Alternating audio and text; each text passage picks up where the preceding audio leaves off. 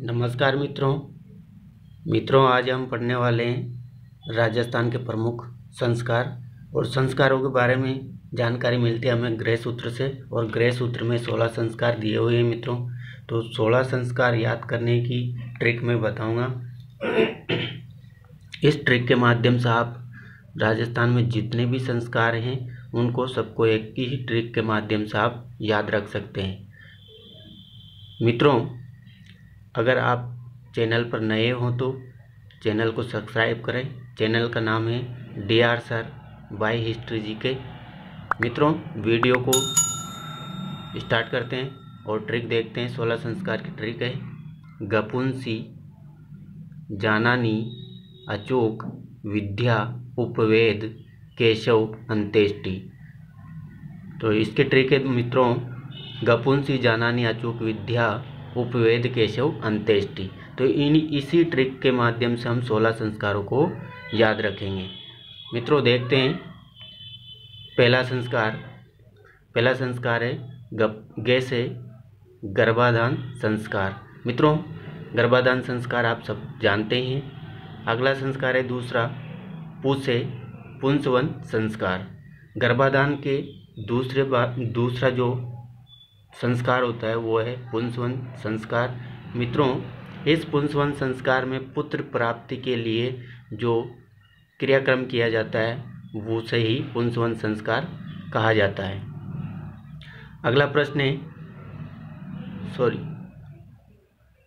अगला संस्कार है तीसरा सी से सीमांतोन्नयन संस्कार।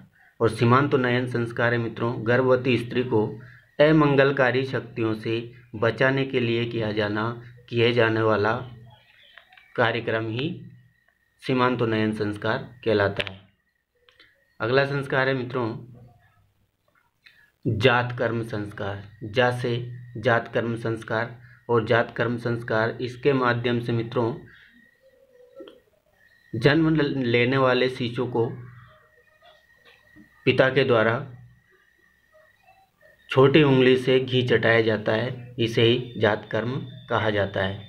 अगला संस्कार है मित्रों पांचवा नामकरण संस्कार। और नामकरण संस्कार आप सब जानते हैं। मित्रों, नामकरण संस्कार 1 से 11 दिन के मध्य या 21 दिन के मध्य किया जाता है।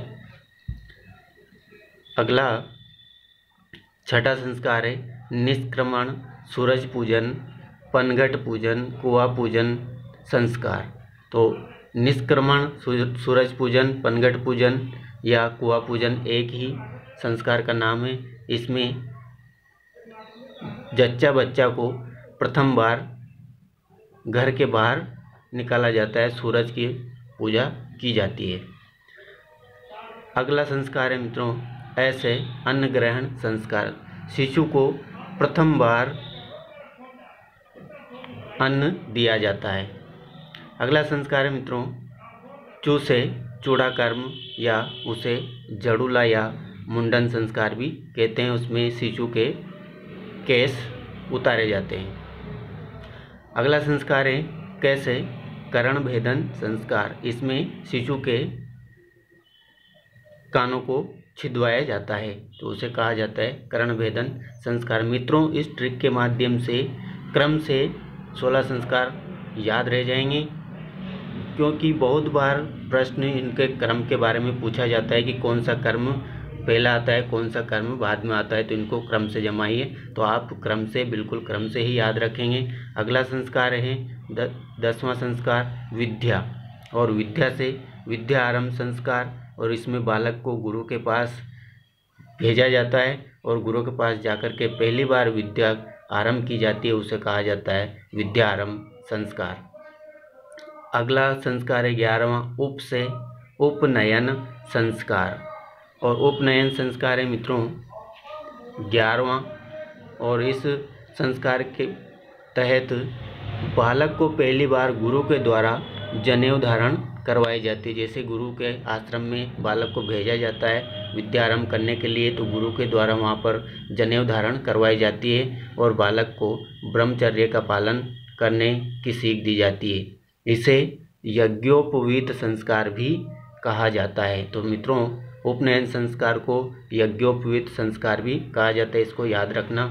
अगला संस्कार है 12वां, वेद से वेदारंभ संस्कार। और इसमें जैसे गुरु के पास जाने के बाद में, जनेऊ धारण करने के बाद में जब अगली स्टेप आती है, उसमें वेदों का ज्ञान दिया जाता है बालक को गुरु के द्वारा।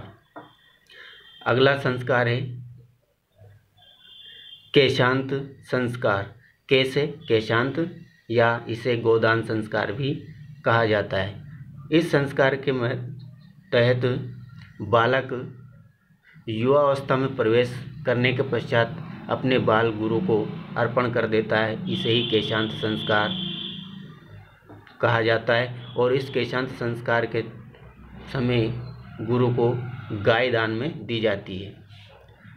अगला 14वां संस्कार है शेष है समावर्तन संस्कार।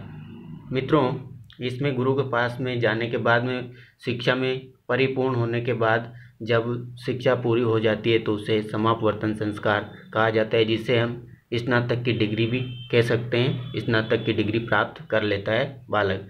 अगला संस्कार आता है वैसे विवाह संस्कार। और विवाह संस्कार तो आप सब जानते ही हैं मित्रों।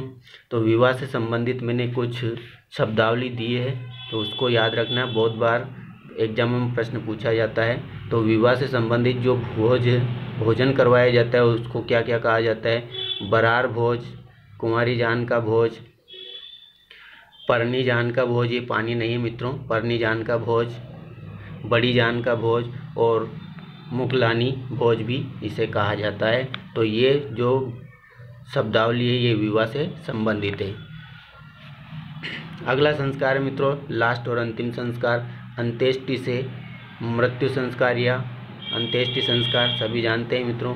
तो इस संस्कार से संबंधित भी कुछ शब्दावलियाँ मैंने दिए नीचे। तो अर्थी जैसे किसी की मृत्यु होने के बाद उसको शमशान घाट तक ले जाया जाता है, लेटा करके, उसको कहा जाता है अर्थी। अगला शब्द है बखेर। और बखेर शव के ऊपर सिक्के और फूल फेंके जाते हैं, उसे कहा जाता है बखेर। अगला शब्द है अधेटा। और अधेटा कहा जाता है मित्रों अर्थी को ले जाते समय जब शमशान घाट और के पास में जाकर के और अर्थी को घुमाया जाता है, दिशा बदली जाती है, उसको कहा जाता है अधेटा। अगली शब्दावली है सातरवाड़ा। और सातरवाड़ा कहा जाता है मित्रों दुखी परिवार को, जो आस पड़ोस के अपने मित्र परिवार वाले आकर के उनको सांत्वना देते हैं, उसी को ही सातरवाड़ा कहते हैं। अगला शब्द है मौसर या जोसर। मित्रों मौसर और जोसर एक ही शब्द हैं, इसको मृत्यु भोज कहा जाता है। तो इसमें कंफ्यूज होने की कोई ज़रूरत नहीं है। मौसर और जोसर केवल मृत्यु भोज के ही प्रकार है। वीडियो को पूरा देखने के लिए मित्रों आपका धन्यवाद। अगर वीडियो पसंद आए तो लाइक करना, चैनल को सब्सक्राइब करना। जय हिंद, जय भारत।